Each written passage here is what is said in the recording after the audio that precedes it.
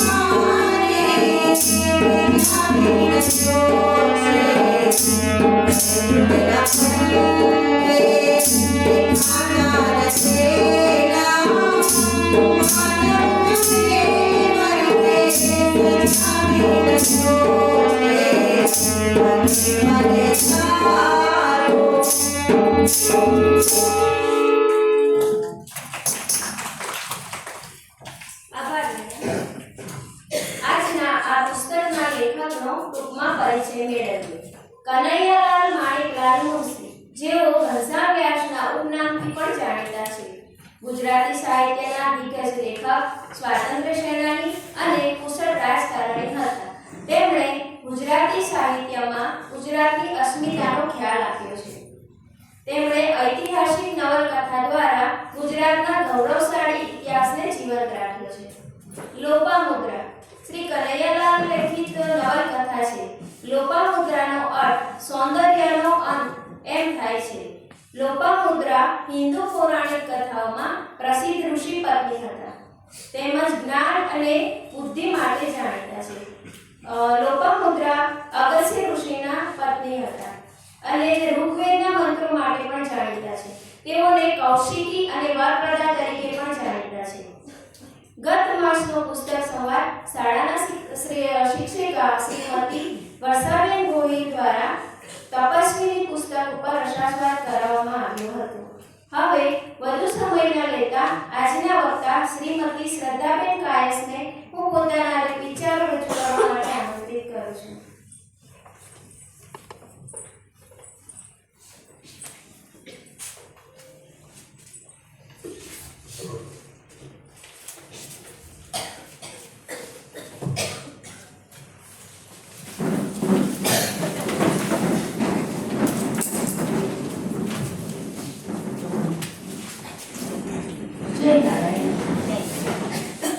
અત્યાર સુધી આપણે શ્રી કનૈયાલાલ માણેકલાલ મુનશીના ઘણા બધા પુસ્તકો જેવા કે સ્વપ્નદ્રષ્ટા, પાટણની પ્રભુતા, ગુજરાતનું નામ એવા ઘણા બધા પુસ્તકોને આપણે માણ્યા.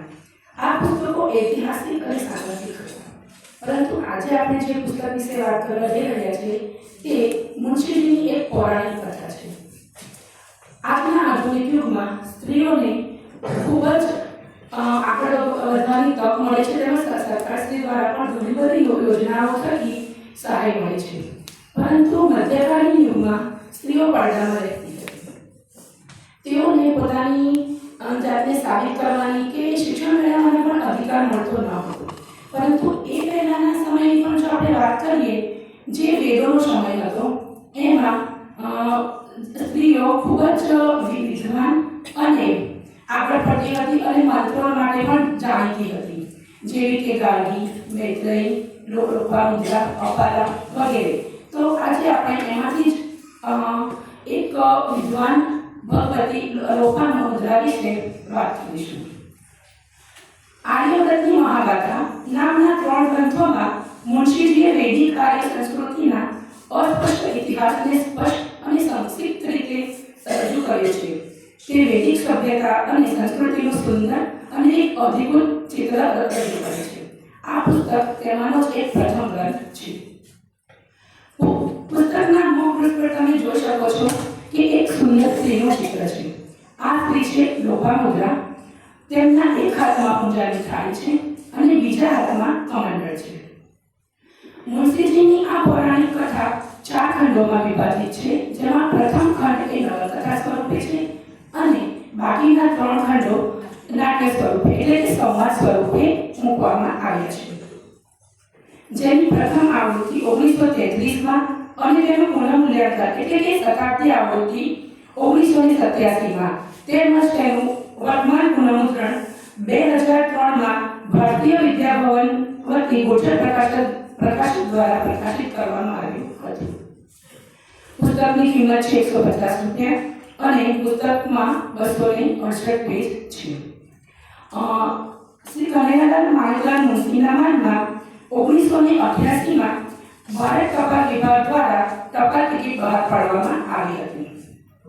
મુનશીજીએ આ પુસ્તકમાં દરેક ઘટના અને પાત્રોનું એટલું સુંદર રીતે વર્ણન કર્યું છે કે આપણી સમક્ષ આપણું એ દ્રશ્યનું ચિત્ર ઊભું થઈ જાય. જેમ કે જ્યારે પણ કોઈ પણ સમાજ ચાલતો હોય ત્યારે તે પાત્રએ કેવા કપડાં પહેર્યા છે, તેનું આસપાસનું વાતાવરણ કેવું હતું, તેમજ તેમના મુખ પરના હાવભાવ કેવા હતા, એ દરેક વસ્તુ મુનશીજીએ ખૂબ જ સુંદર રીતે પુસ્તકમાં વર્ણવી છે. હવે આપણે પુસ્તકની વાત કરીએ તો આમ તો પુસ્તકમાં ઘણા બધા પાત્રો આપ્યા છે. પુસ્તકની શરૂઆતમાં ભરતોના રાજા ગાંધી, તેમના પત્ની ગોશામા અને તેમની પુત્રી સત્યવતી. હવે આ તરફ ભરતો પર આક્રમણ થયું હોય છે અને ગાંધી રાજા ખૂબ જ ચિંતાજનક પરિસ્થિતિમાં હોય છે, કારણ કે એમને સંતાનમાં ફક્ત એક કન્યા જ હતી, પુત્ર હતો નહીં. તેથી રાજા ખેર રણભૂમિમાં રાજા ગાંધીની મદદ કરવા માટે આવે છે, પરંતુ તે કહે છે કે બદલામાં સત્યવતીના લગ્ન એમની સાથે કરાવવાના. પરંતુ સત્યવતી ભૃગુ રાજા ઋષિકને પરણે છે. સરસ્વતીના દક્ષિણ તીરે ભૃગુઓ વસ્યા હોય છે અને ઉત્તર તીરે ભરતો વસ્યા હોય છે. ભૃગુ ઋષિક અને સત્યવતીના લગ્ન ખૂબ ધામધૂમથી કરવામાં આવે છે. ત્યારબાદ સત્યવતીને ખબર પડે છે કે ભૃગુ ઋષિક રાજા જે હોય છે તેમને દેવોની આરાધના કરીને એક પુત્ર પ્રાપ્તિનું વરદાન મળેલું હોય છે. ત્યારે સત્યવતી ઋષિકને કહે છે કે મારા માતા પિતા એ પુત્ર વિહોણા છે, તો તેઓને પણ પુત્ર પ્રાપ્તિ થાય એવી કૃપા કરો. તેથી ભૃગુ રાજા ઋષિક દેવોની આરાધના કરે છે, મંત્રોચ્ચારણ કરે છે અને દેવો પ્રસન્ન થઈ તેઓને તથાસ્તુ કહે છે. હવે ભરતોના રાજા ગાંધી અને ગોશામાને ત્યાં પુત્રનો જન્મ થાય છે, જેનું નામ રાખવામાં આવે છે વિશ્વરથ. અને ઋષિક અને સત્યવતીના પુત્રનું નામ છે જમદગ્નિ. બંને મામા ભાણેજનો ઉછેર એક સાથે કરવામાં આવે છે. બંને બાળકોને એકબીજા વગર જરા પણ ચાલતું નથી હોતું, બંને એક સાથે જ મોટા થાય છે. હવે આ પુસ્તકમાં જે ટોપિક મને સૌથી વધારે ગમ્યો એની હું વાત કરીશ કે જેનું શીર્ષક છે ગુરુના આશ્રમે. સત્યવતી અને ભૃગુ રાજા ઋષિક બંને બાળકોને ગુરુ અગસ્ત્યના આશ્રમે વિદ્યાભ્યાસ માટે મૂકવા જાય છે. ત્યાં પહેલેથી જ ઘણા બધા બાળકો અભ્યાસ કરતા હોય છે. અત્યાર સુધી ત્યાં જે બાળકો અભ્યાસ કરતા હોય છે ને ત્યાં ફક્ત એક જ બાળકને એવું હોય છે કે જે રાજપુત્ર હોય. હવે એ બાળકનું ત્યાં એક અલગ જ સ્થાન અને માન હોય છે. પરંતુ જ્યારે આ બાળકને ખબર પડે છે કે બીજા બે રાજપુત્રો પણ આશ્રમમાં રહેવા માટે આવી રહ્યા છે, ત્યારે તેણે પોતાનું સ્થાન ભયમાં જાણે છે અને તે પોતાના મિત્રોની સાથે મળીને વિશ્વરથ અને જમદગ્નિને હેરાન કરવાનો પ્રયત્ન કરે છે.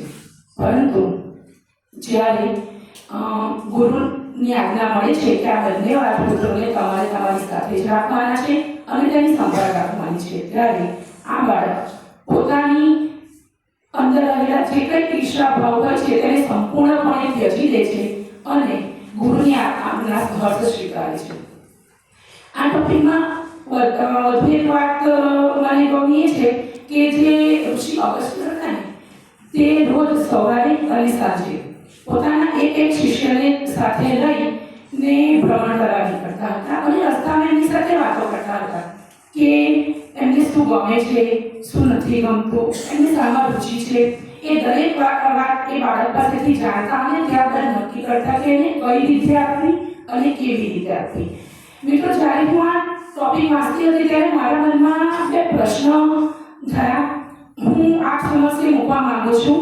સમયને ધ્યાનમાં રાખીને ટૂંકમાં આપ તમારું મંતવ્ય મને જણાવશો. મને પ્રથમ પ્રશ્ન એ થયો કે જે રીતે ગુરુ અગસ્ત્ય શિષ્યના મનની વાત જાણવાનો પ્રયત્ન કરતા હતા, જાણતા હતા અને ત્યારબાદ તેઓ નક્કી કરતા હતા કે બાળકને કઈ રીતે વિદ્યાભ્યાસ આપવો, તો શું આજના સમયમાં પણ એ શક્ય છે? હા, તો કેવી રીતે અને ના તો કેમ? મારા કોઈ મિત્ર મને જણાવો.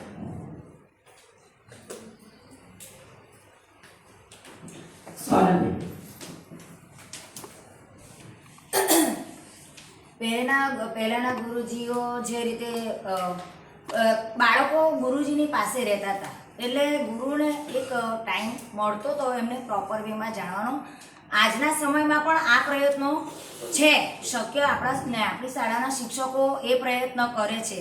ધારો કે કોઈ બાળક ક્લાસમાં ઉદ્ધતાઈ કરે છે કે કોઈક એવું કૃત્ય કરે છે કે જે ના થવું જોઈએ, તો આપણે સીધી એની ઉપર આરોપ કે એને પનિશમેન્ટ નથી કરતા. પહેલાં એને કારણ સુધી પહોંચે છે કે શું પ્રોબ્લેમ છે એ બાળકને, અને ત્યાર પછી એનું નિવારણ કઈ રીતે લાવવાનું એ વિશે આપણે પ્રશ્નો વિચારીએ છીએ અને ધીરે ધીરે એને વ્યવસ્થિત એને ઓન ધ વે, મતલબ પ્રોપર વેમાં એને આપણે ટેકલ કરવાનો પ્રયત્ન કરીએ જ છીએ. આભાર મેડમ. મને જે બીજો પ્રશ્ન થયો એ છે કે જે રીતે ગુરુની આજ્ઞા મળતા જે પહેલેથી જે બાળક ત્યાં રાજવાળા જે અભ્યાસ કરતો હતો એ પોતાની ઈચ્છાને પૂરી રીતે ત્યજી દે છે અને ગુરુની આજ્ઞા સહર્ષ સ્વીકારી લે છે. શું આજના બાળકોમાં બી એ વસ્તુ જોવા મળે છે? બીજા કોઈ મિત્રો? હા સર. આજના સમયમાં મળે છે, પણ એનું પ્રમાણ આપણે નહીવત કહીએ તો ચાલે. એની પાછળનું કારણ એ છે કે પહેલાં છે ને બાળક પરિવાર સાથે વધારે રહેતું હતું, એટલે એને સંપૂર્ણ કેળવણી, જીવન મૂલ્યોના જે પાઠ એને મળવા જોઈએ એને શારીરિક અને બા દાદા કહેવાયેલી વાર્તાઓ દ્વારા એને મૂલ્યો મળતા હતા, અને એ વાર્તાઓમાં આવા મોરલ રહેતા હતા કે ઈર્ષાનો ત્યાગ કરવો, કે સત્યતાનું પાલન કરવું. હવે આજની તારીખે આપણા કુટુંબોની વ્યવસ્થા, નાના કુટુંબની વ્યવસ્થા થઈ ગઈ છે, એટલે કદાચ બાળક પર પેરેન્ટ્સ એટલું ધ્યાન ન આપી શકે, અને એના કારણે જે પરિવારમાં બાળકોનું સંપૂર્ણપણે આ વસ્તુ માટે ધ્યાન રાખવામાં આવે છે, તો આ વાત સત્ય ત્યાં બની શકે છે, પણ એનું પ્રમાણ નહીવત હાલમાં જોવા મળે છે. એમ બીજું કે એ સમયમાં 5 કે 7 વર્ષે બાળકને સ્કૂલ બતાવતા. આજે તો બિચારા સવારે ઘોડિયામાં 2.5-3 વર્ષ સૂતો હોય કદાચ, અને મમ્મી સીધી બાથરૂમમાં લઈને જાય, કેટલા અંશે ઉત્તમ છે. 5 કે 7 વર્ષે બાળકને પાછું એ પણ કેટલા વાગે? 10 વાગે. ને પછી અત્યારે આપણે બાળકની પાસે મોટી આશા રાખીએ એ અશક્ય છે. હું તો એવું માનું છું કે 5 કે 7 વર્ષે બાળકને શિક્ષણ પદ્ધતિ માટે મૂકવું જોઈએ. ત્યાં સુધી એની મા પાસે, માતા પિતા સાથે અને પરિવાર સાથે જોઈ શકે, જાણી શકે, એ યોગ્ય હતું. આપણે આગળ જોયું એમ ભૃગુ રાજા રુચિક અને સત્યવતી બંને બાળકોને અગસ્ત્ય મુનિના આશ્રમમાં વિદ્યાભ્યાસ માટે મૂકી અને ભૃગુગ્રામ પરત ફરે છે. હવે થોડા સમય પછી સમાચાર મળે છે કે ભરતોના રાજા ગાદી એ યમલોક પામ્યા છે. હવે ભરતોની જે સંભાળ રાખવાનો ભાર અને રાજ સંભાળવાનો ભાર એ વિશ્વરથ પર આવી જાય છે, અને આ બાબત પર ભૃગુ રાજા રુચિક, ગોસામા અને ઋષિ અગસ્ત્ય ઘણી બધી ચર્ચા વિચારણા કરે છે. તેઓ પાસે અહીં 2 વિકલ્પ હોય છે કે જ્યાં સુધી વિશ્વરથ પોતાનો અભ્યાસ પૂર્ણ કરે ત્યાં સુધી ભૃગુ રાજા રુચિક અને ગોસામા રાજ સંભાળે, અને બીજો વિકલ્પ એ હોય છે કે વિશ્વરથને જ ગાદી પર બેસાડી દેવામાં આવે. હવે જે ભૃગુ રાજા રુચિક હોય છે ને તે એક સ્થાને સ્થિર લાંબા સમય સુધી રહી શકતા નથી હોતા, તેથી તેઓ એવું ઈચ્છે છે કે વિશ્વરથ જ રાજ સંભાળે. પરંતુ આ તરફ ઋષિ અગસ્ત્ય એવું માને છે કે વિશ્વરથ એ ભરતોનો શ્રેષ્ઠ રાજા બનવા માટેની તમામ લાયકાતો ધરાવે છે, પરંતુ તેને પહેલા પોતાનો વિદ્યાભ્યાસ પૂર્ણ કરી લેવો જોઈએ. અહીં ભરતોના સભાગૃહમાં પણ ભરતોના જે માધવનો હોય છે, એટલે કે મોટા માણસો જે વડીલો હોય છે, તેઓ બધા ભેગા થઈને આ વાત પર ખૂબ જ લાંબો વિચાર વિમર્શ કરે છે, અને ત્યારબાદ સભાગૃહમાં વિશ્વરથને બોલાવવામાં આવે છે. અત્યાર સુધી વિશ્વરથ પોતે કાંઈ જ નક્કી નથી કરી શક્યા હતા કે તેમને શું કરવું, પરંતુ જેવા તેઓ સભાગૃહમાં આવે છે તેમને દેવોની આજ્ઞા થાય છે, અને તે પોતાનો નિર્ણય જાહેર કરતા કહે છે કે હું પહેલા પોતાનો વિદ્યાભ્યાસ પૂર્ણ કરીશ અને ત્યારબાદ જ રાજ સંભાળીશ. આટલું કહી તે વડીલોની આજ્ઞા લઈ તેમના આશીર્વાદ લઈ આશ્રમ તરફ જવા નીકળે છે. હવે એક 17 વર્ષની રંગ ઉજ્જવળ મધ્યમ કદ લાંબા વાળ જાડા સૂતરના ચણિયા ઉપર એક ઓઢણી વીંટાળે છે. એના મુખ પર માધુર્ય છે. એવી એક સુંદર કન્યા બહાર આવે છે. મિત્રો, જ્યારે આપણે આ વાંચતા હોય ને ત્યારે આપણને એવું લાગે છે કે હવે આ કન્યા લોપામુદ્રા હશે, પણ આ કન્યાનું નામ હોય છે રોહિણી, કે જે વિશ્વરથની નાનપણની મિત્ર હોય છે, જે વિશ્વરથની આતુરતાથી આશ્રમમાં પરત આવવાની રાહ જોતી હોય છે. તે વિશ્વરથને જોઈને ઘણી ખુશ થઈ જાય છે અને બંને મિત્રો વાતો કરતા કરતા જંગલમાં ખૂબ દૂર સુધી પહોંચી જાય છે. અને ત્યાં વશિષ્ઠ ઋષિ, કે જેઓ ઋષિ અગસ્ત્યના તેમનાથી 10 વર્ષ નાના ભાઈ હોય છે, ત્યાં જાય છે અને રોહિણીને કહે છે કે હવે તું મોટી થઈ છે, એકાંતે પર પુરુષનો સંગ તારે હવે ત્યજવો જોઈએ. આ સાંભળીને વિશ્વરથ ખૂબ જ ગુસ્સે થઈ જાય છે અને કહે છે કે હું કોઈ પર પુરુષ નથી, હું એનો બાળ મિત્ર છું. શાંત અને સ્વસ્થ વચ્ચેને તપસ્વી જવાબ દે છે, પણ મનોવૃત્તિ ક્યારે કલંકિત થાય એ તો દેવ પણ ના કહી શકે. આ સાંભળીને વિશ્વરથના અપમાન અને ગુસ્સાના છોડે છોડા થઈ જાય છે અને તે નક્કી કરે છે કે હવે ક્યારેય રોહિણી સાથે એકાંતમાં બેસવું નહીં. હવે અહીં આ જે ઘટના બને છે તેનાથી રોહિણી પણ થોડી ઉદાસ થઈ જાય છે. તેથી ઋષિ અગસ્ત્ય તેને હસાવવા માટે એક વાક્યમાં લોપામુદ્રા વિશે વાત કરે છે કે લોપામુદ્રાને તો સનાતન યૌવન મળ્યું છે. ઋષિ અગસ્ત્યના 2 શિષ્યો વિશ્વરથ અને વૃક્ષ એ બંનેની સંભળ જાતિના લોકો એટલે કે જેને આપણે અસુરો અથવા તો દસ્યુઓ પણ કહી શકીએ છીએ. તેઓ આ બંને શિષ્યોનું અપહરણ કરે છે અને સંભળના ગઢ પર લઈ જાય છે. જ્યારે સંભળના લોકો આ બંને શિષ્યોને ગઢ પર લઈ જતા હોય છે ત્યારે રસ્તામાં ઘણા દસ્યુ સ્ત્રી પુરુષો અને બધા મળે છે અને લેખકે અહીં એ દરેક તેઓના વેશભૂષા, તેઓની વાણી, વર્તન અને ખોરાક દરેકનો ખૂબ જ સુંદર રીતે અહીં પુસ્તકમાં વર્ણન કર્યું છે. અને જ્યારે ત્યાં તે પહોંચે છે અને વિશ્વરથ એ જુએ છે ત્યારે એને ઋષિ અગસ્ત્ય અને તેમના આશ્રમની ખૂબ જ યાદ આવે છે અને આ બંને શિષ્યોને ઋષિ અગસ્ત્યના જીવનનું રહસ્ય સમજાય છે. ઋષિ અગસ્ત્ય એ દેવી હતા, જ્યારે શંકર એ અસુરી છે. અહીં જે સંગર જાતિના લોકો હોય છે તેઓ લિંગની પૂજા કરે છે અને તેઓના દેવ હોય છે ઉગ્રકાળ. અને તેમની સાથે એક સર્પધારી માણસ હોય છે કે જેનું નામ ભૈરવ હોય છે. જે રીતે આપણા ઋષિમુનિઓ દેવો સાથે વાતો કરી શકતા હતા, એવી જ રીતે આ ભૈરવ એ તેમના દેવ ઉગ્રકાળ સાથે વાતો કરી શકતા હોય છે. અને બને છે એવું કે સંગર રાજાના પૌત્ર ગઢ પરથી પડી જતા એનું મૃત્યુ થાય છે. અને જે આ ભૈરવ હોય છે તે બાળકને સજીવન કરવાના ઘણા બધા પ્રયત્નો કરે છે, પરંતુ તે સફળ થતો નથી અને અંતે કહે છે કે ઉગ્રકાળ દેવ આ બાળકને પાછો આપવાની ના પાડે છે. ત્યારે ત્યાં હાજર રહેલી સ્ત્રીઓ ખૂબ જ રુદન અને વિલાપ કરે છે અને આ બાળકની જે માતા હોય છે તેનો વિલાપ જોઈને વિશ્વરથને ઘણું દુઃખ થાય છે અને તે કહે છે કે જો આ પુત્ર આમ તો મૃત્યુ પામ્યો છે, જો તમે મને આજ્ઞા આપો તો હું કંઈક પ્રયત્ન કરું. શંકર રાજા અને ભૈરવ પહેલા તો આનાકાની કરે છે, પરંતુ સ્ત્રીઓની જીદના લીધે વિશ્વરથને રજા મળે છે. વિશ્વરથ મંત્રોચ્ચારણ કરે છે અને દેવોની આરાધના કરે છે અને બને છે પણ એવું કે એ પુત્ર સજીવન થાય છે. હવે તો દસ્યુઓમાં એટલે કે અસુરોમાં પણ વિશ્વરથનું માન સન્માન ખૂબ જ વધી જાય છે. આ તરફ ઋષિ અગસ્ત્ય પોતાના 2 શિષ્યોને છોડાવવા માટે રણભૂમિમાં ઉતરે છે, યુદ્ધ શરૂ કરી દે છે.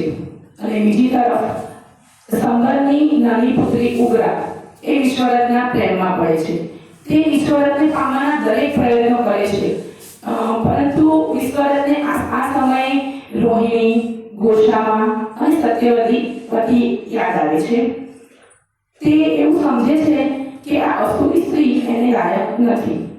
મિત્રો અહીં એક વાત જાણી દો કે જે આ રોહિણી અને સત્યવતી અને ગોશામા હતા તે આર્યાઓ હતી અને આર્યાઓ રંગે ગોરા હોય છે, જ્યારે સંકર જાતિના જે લોકો હોય છે ને તે રંગે કાળા અને નાક ચપટા હોય છે.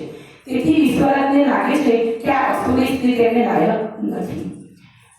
ઉગ્રા તેને પામવાના ઘણા બધા પ્રયત્નો કરે છે. વિશ્વરથને કહે છે કે તું કહેશે તેમ કરીશ, તું કહેશે એમ રહીશ, તું જ્યાં લઈ જશે ત્યાં તારી સાથે આવીશ અને તારા દેવોને પણ પૂજીશ. પરંતુ વિશ્વરથ પોતાની વાત પર અડગ રહે છે. થોડો સમય થાય છે અને ઉગ્રા ખૂબ જ બીમાર પડી જાય છે. ત્યારે ઉગ્રાની ફોઈ કે જેમનું નામ હોય છે દાગી, એ ત્યાં આવે છે અને વિશ્વરથને કહે છે કે જો ઉગ્રાને કંઈ પણ થશે તો તું અહીંથી જીવતો પરત નહીં કરી શકે. ત્યારબાદ પણ વિશ્વરથ પોતાના નિર્ણય પર અડગ રહે છે. પરંતુ અહીં જે ઉગ્રા હોય છે તે અસુરી સ્ત્રી હોય છે, પણ એનો વિશ્વરથ પ્રત્યેનો પ્રેમ અને લાગણી સાચા હોય છે અને તે પોતાના અગાધ પ્રયત્નો ચાલુ જ રાખે છે અને આખરે વિશ્વરથ અને ઉગ્રા પરણે છે. હવે અત્યાર સુધી આપણે પુસ્તકમાં છે તો લોપામુદ્રાનો ઉલ્લેખ 1 કે 2 વાક્યમાં જ થયો હતો. હવે લોપામુદ્રાની સંવાદ સ્વરૂપે પુસ્તકમાં પ્રવેશ થાય છે. અહીં લીધો કે લોપામુદ્રાના બાળપણ કે તેમના માતા પિતા વિશે કોઈ વાત કરી નથી. તેથી લોપામુદ્રાના જે આ પાત્ર છે એને આપણે વધુ સારી રીતે સમજી શકીએ એના માટે આપણે એક વિડીયો નિહાળીશું.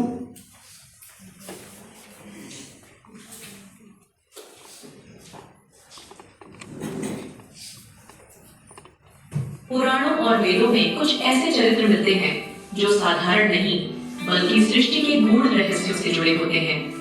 आज हम जानेंगे एक ऐसी ही अद्भुत देवी के बारे में, लोपामुद्रा, आशी अगस्त्य की रहस्यमयी पत्नी, जिनकी कहानी साधना, ज्ञान और शक्ति से भरपूर है.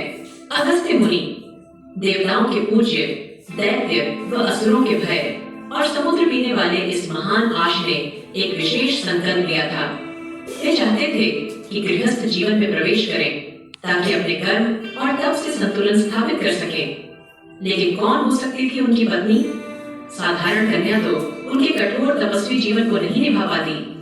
इसीलिए अगस्त्य मुनि ने दिव्य तत्वों से एक विशेष कन्या का निर्माण करने का विचार किया. अगस्त्य मुनि ने पृथ्वी, जल, अग्नि, वायु और आकाश के श्रेष्ठ गुणों से एक कन्या की रचना की. इसलिए उसका नाम पड़ा लोपामुद्रा, जिसका अर्थ है पृथ्वी के सुंदर अंशों से बनी. यह भी कहा जाता है कि लोपामुद्रा को स्वयं देवी लक्ष्मी का अंश भी माना जाता है. कम प्रसिद्ध कथा. कुछ दक्षिण भारतीय परंपराओं में लोपामुद्रा को वरुण देव की पुत्री कहा गया है. वरुण ने अगस्त्य मुनि को उनका वरण करने का अवसर दिया ताकि धरती पर धर्म की स्थापना हो सके. अगस्त्य मुनि ने नवजात लोपामुद्रा को विदर्भ नरेश को सौंप दिया. राजा ने इस दिव्य कन्या का लालन पालन अपनी पुत्री के समान किया. बचपन से ही लोपामुद्रा में अद्भुत तेज, अपूर्व सौंदर्य, विद्या और शील के सभी गुण विकसित हुए. वह वेदों, संगीत, शास्त्र और काव्य की ज्यादा बन गई. पिताश्री, मैं वेदों के रहस्यों को और भी गहराई से समझना चाहती हूँ.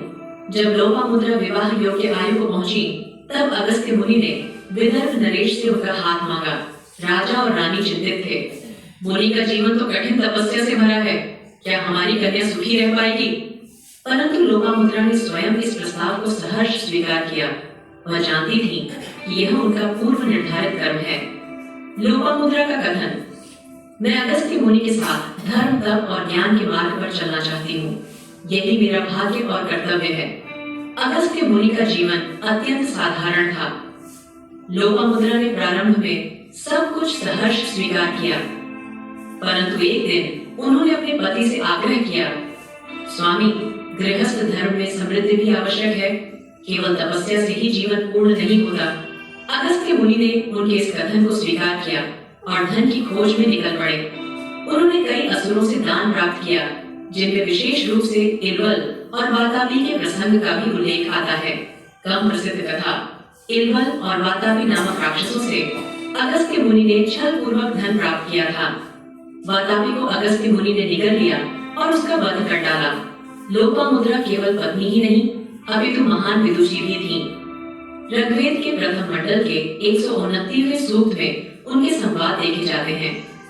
वे अगस्त्य मुनि के साथ काम और ब्रह्मचर्य के बीच का संतुलन स्थापित करती हैं। ऋग्वेद मंत्र उद्धरण त्वं स्तोमं चरित्रे च वाचं गृभ्यो यच्छ। यह संवाद भारतीय गृहस्थ जीवन के गूढ़ दर्शन को दर्शाता है, जिसमें भोग और त्याग दोनों का संतुलन है। दक्षिण भारत के कर्नाटक, तमिलनाडु और आंध्र प्रदेश में लोपामुद्रा को कावेरी अम्मन का रूप भी माना जाता है। एक मान्यता के अनुसार कावेरी नदी स्वयं लोपामुद्रा का ही रूप है, जो अगस्त्य मुनि के कमंडल से प्रवाहित हुई थी।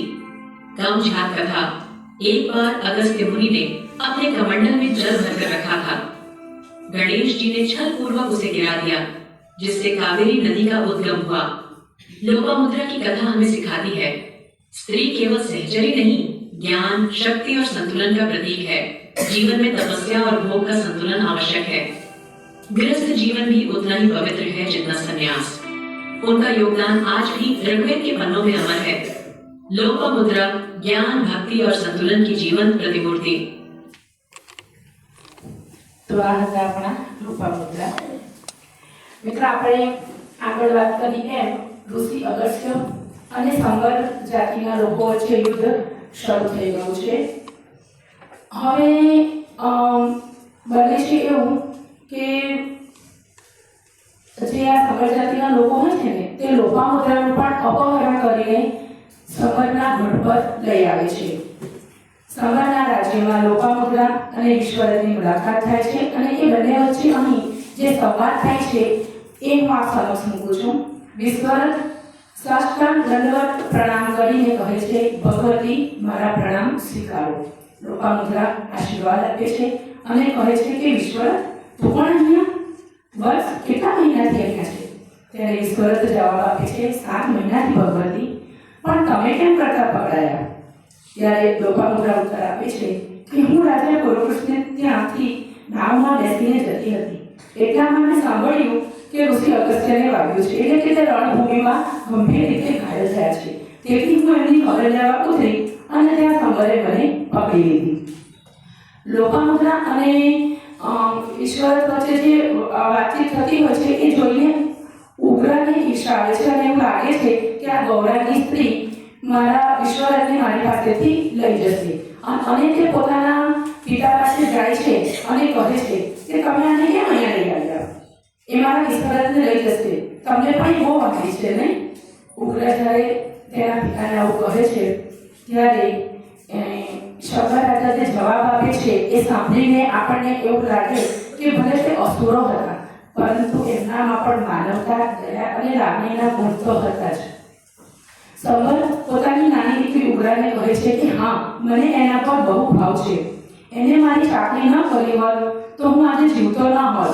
તને શી ખબર કે અરણ્યમાં હું એકલો ભવાયેલો પડ્યો હતો ત્યારે તેણે મને ઋષિના આશ્રમમાં લઈ જઈને મારી ચાકરી કરી હતી। જો એના જગ્યા પર બીજો કોઈ ગૌરાંગ હોત તો હું ક્યારનો મરી ગયો હોત।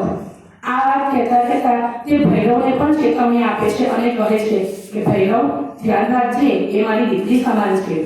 આ રીતે શંકર રાજા લોપામુદ્રાને પોતાની દીકરી તરીકેનું સ્થાન આપે છે।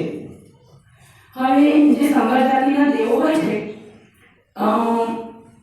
ઉગ્રકાલ અને તેમની સાથે હોય છે ભૈરવ। હવે તમામ આર્યોમાં આ વાત ફેલાઈ જાય છે કે સંગર રાજાએ ગુરુ અગસ્ત્યના શિષ્યોની સાથે સાથે લોપામુદ્રાનું પણ અપહરણ કર્યું છે।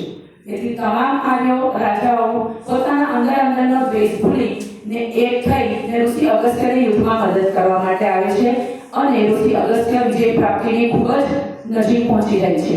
આ વાત જ્યારે દસ્યુઓમાં ખબર પડે છે ત્યારે તેમનામાં ખૂબ જ ભય ફેલાઈ જાય છે, ખાસ કરીને ભૈરવમાં।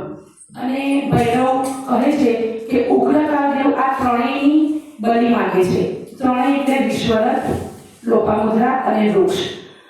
આ વાતની ખબર ઉગ્રાને પડે છે અને તે ખૂબ જ ચિંતાજનક પરિસ્થિતિમાં મુકાય છે, કારણ કે એનો તો પૂરેપૂરો જીવ વિશ્વરથમાં જ હોય છે. એના માટે વિશ્વરથ એ સર્વસ્વ હોય છે. તેથી તેને પણ એક ઓરડામાં બંધ કરી દેવામાં આવે છે. તો એ મહા મુશ્કેલીઓ ત્યાંથી નીકળે છે અને વિશ્વરથને આ વાત જણાવે છે અને સાથે સાથે વચન આપે છે કે હું અહીંના બધા રસ્તા જાણું છું, તેથી હું તમને અહીંથી બહાર નીકળવામાં મદદ પણ કરીશ.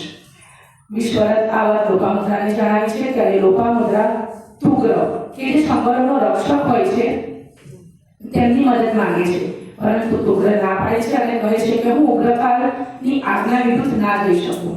ત્યારે લોપામુદ્રા એમને સમજાવે છે કે આ ઉગ્રકાળની આજ્ઞા નથી, પેલા દુષ્ટ ભૈરવની આજ્ઞા છે. ત્યારે તુગ્ર પણ લોપામુદ્રાની વાત માને છે અને તેમની મદદ કરવા તૈયાર થાય છે. અહીં તુગ્રના મુખમાંથી એક વાક્ય નીકળે છે કે વિશ્વરથને જોઈને કહે છે કે કાશ મને પણ તારા જેવો એક પુત્ર હોત. હવે જ્યારે આ વાર્તાલાપ ચાલતો હોય છે ત્યારે ભૈરવ ત્યાં આવી પહોંચે છે અને આ ત્રણેયને બંદી બનાવીને જ્યાં બલિ ચડાવવાની હોય તે સ્થાને લઈ જાય છે. ઉગ્રા તે છુપા વેશે અને છુપા રસ્તે ત્યાંથી નીકળે છે, ગઢ પરથી નીચે ઉતરે છે અને અગસ્ત્ય ઋષિ રુચિક અને તૃષુ ગામના રાજા દિવોદાસ કે જેઓ યુદ્ધમાં તેમની મદદ કરતા હતા એમને લઈને જ્યાં બલિ ચડાવવાની હોય એ સ્થળે સમયસર લઈ આવે છે અને આ ત્રણેયના જીવ બચી જાય છે. હવે આર્યોએ પૂરેપૂરા ગઢ પર વિજય પ્રાપ્ત કરી લીધો હોય છે અને તેમાં ઘણા બધા દસ્યુઓ માર્યા જાય છે. તેમાં ઘણા બધા દસ્યુ સ્ત્રી અને પુરુષોને તેઓ દાસ બનાવીને રાખે છે. આમાં ઉગ્રના માતા પિતા અને ભાઈ બહેન પણ મૃત્યુ પામે છે. હવે બધા ઋતુગ્રામ તરફ પરત જવા માટે નીકળે છે ત્યારે વિશ્વરથ ઉગ્રાને પોતાની સાથે લે છે, પરંતુ અગસ્ત્ય ઋષિ અને રુચિક ના પાડે છે અને કહે છે કે આ અસુરી સ્ત્રી આર્યા ન હોઈ શકે, પરંતુ ભગવતી લોપામુદ્રા પણ વિશ્વરથને પૂરેપૂરો સાથ આપતા તે કહે છે કે તે વિશ્વરથની પત્ની છે. આ વાત સાંભળીને ઋષિ અગસ્ત્ય ખૂબ જ ગુસ્સે થઈ જાય છે, પરંતુ વિશ્વરથ પણ પોતાના નિર્ણય પર અટલ રહે છે. બધા ઋતુગ્રામ પહોંચી જાય છે અને ત્યાં જઈને ઋષિ અગસ્ત્ય કહે છે કે જો વિશ્વરથ પોતાનો નિર્ણય નહીં બદલે તો હું દેહ ત્યાગ કરીશ. હવે આ વાતથી રોહિણી ખૂબ જ ગભરાઈ જાય છે અને લોપામુદ્રાને કહે છે કે ભગવતી એક આપત છો જે ઋષિ અગસ્ત્યને સમજાવી શકો છો. હવે લોપામુદ્રા ઋષિ અગસ્ત્યને સમજાવવાના દરેક પ્રયત્ન કરે છે. અહીં લેખકે અગસ્ત્ય ઋષિ અને લોપામુદ્રાની પ્રણયના ઘણા બધા દ્રશ્યો અને સંવાદો ખૂબ જ સુંદર રીતે રજૂ કર્યા છે. તે લોપામુદ્રા ઋષિ અગસ્ત્યને સમજાવવાના અઘાત પ્રયત્નો કરે છે, પરંતુ અગસ્ત્ય ઋષિ માનતા નથી અને ત્યાંથી જતા રહે છે. આ તરફ ભૈરવ કે જે કોઈ પણ રીતે કેદમાંથી નાસી છૂટે છે અને લોપામુદ્રા અને ઉગ્રા પર આક્રમણ કરે છે, જેમાં ઉગ્રા મૃત્યુ પામે છે અને લોપામુદ્રા ગંભીર રીતે ઘવાય છે. આ વાતની જ્યારે વિશ્વરથ અને અગસ્ત્ય ઋષિને જાણ થાય છે તે તરત ત્યાં આવી પહોંચે છે અને વિશ્વરથ ઉગ્રાને મળેલી જોઈને ખૂબ જ વિલાપ કરે છે અને આ તરફ ઋષિ અગસ્ત્ય પણ ખૂબ જ દુઃખી થાય છે લોપામુદ્રાની સ્થિતિ જોઈને. થોડો સમય જાય છે અને વિશ્વરથના લગ્ન રોહિણી સાથે કરવામાં આવે છે. રોહિણી અને વિશ્વરથ પોતાનું દાંપત્ય જીવન તૃષુગ્રામમાં જ વિતાવતા હોય છે. ત્યાં તૃષુગ્રામના રાજા દિવોદાસ અને તેમના પુત્ર સુદાસને વિશ્વરથ પ્રત્યે ઈચ્છા થાય છે અને તે કહે છે કે વિશ્વરથે પોતાના ભરતગ્રામ જઈને જ ત્યાં રાજ સંભાળવું જોઈએ અને ત્યાં રહેવું જોઈએ. આ વાત વિશ્વરથને ખબર પડતા તે નક્કી કરે છે કે કાલે સવારે થતાં જ હું ભરતગ્રામ જવા નીકળી જઈશ. પરંતુ તૃષુગ્રામના લોકોને વિશ્વરથ પ્રત્યે એટલી બધી લાગણી અને પ્રેમ હોય છે કે તેઓ પણ કહે છે કે વિશ્વરથ જ્યાં જશે ત્યાં અમે એમની સાથે જઈશું અને ત્યાં જ રહીશું. હવે આ વાત સુદાસને ખબર પડતા તેને પોતાની ભૂલ સમજાય છે અને તે વિશ્વરથની માફી માંગે છે. અને મિત્રો અહીં એક વાત બીજી કે જે વિશ્વરથ આપણે આખા પુસ્તકમાં જે વિશ્વરથ પાત્રની વાત કરી એ જ છે કે જેને આજે આપણે ગુરુ વિશ્વામિત્ર તરીકે ઓળખીએ છીએ. આ ઉપરાંત પુસ્તકમાં બીજા ઘણા બધા પાત્રો અને દ્રશ્યો એવા છે કે જેનું વાંચન ખૂબ જ રસપ્રદ બની રહે છે. મેં આગળ વાત કરી એમ કે લેખકે દરેક પાત્ર અને દ્રશ્યને એવી રીતે રજૂ કર્યું છે કે જેની જીવંત મૂર્તિ આપણી સમક્ષ ઊભી થઈ જાય. તેથી હું મારા સર્વ મિત્રોને આ પુસ્તકનું વાંચન કરવા વિનંતી કરું છું. અહીં હું મારી વાણીને વિરામ આપું છું.